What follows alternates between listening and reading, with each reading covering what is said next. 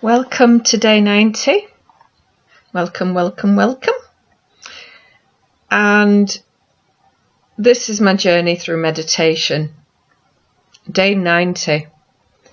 90 days of meditating for at least an hour today. A day. Well, it's been 2 hours today. I've done 2 hours, 2 separate hours of meditation today. And what I noticed was that there's a battle going on inside of me.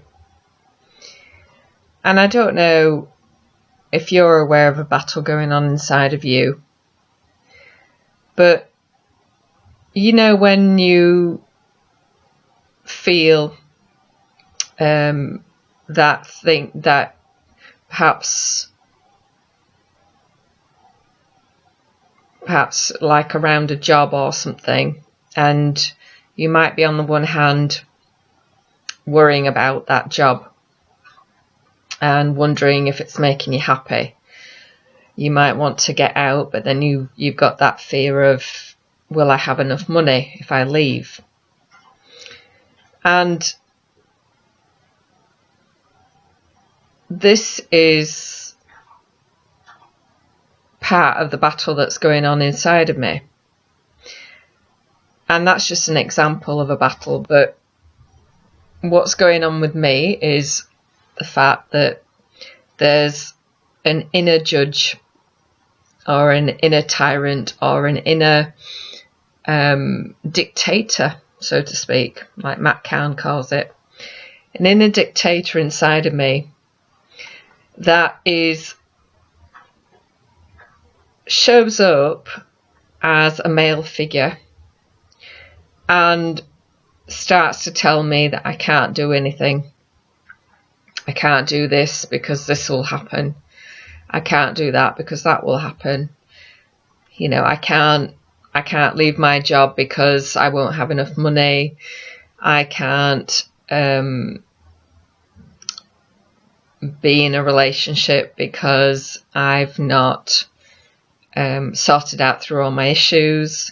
I can't have loving people around me because I'm a bad person, whatever it may be, whatever it is inside of you.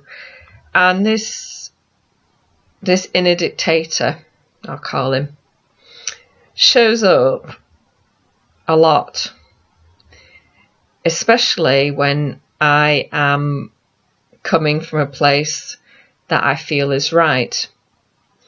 Now, if I go back to about maybe one time in my life where I felt the decision was right, and I felt it in my heart, and it was like, it was a bit scary, but it was also felt like the right thing to do.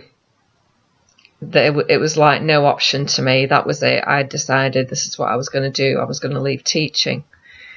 And I put my health first, because I decided that teaching wasn't for me in terms of the expectations, in terms of the time pressures, in terms of things changing constantly all the time.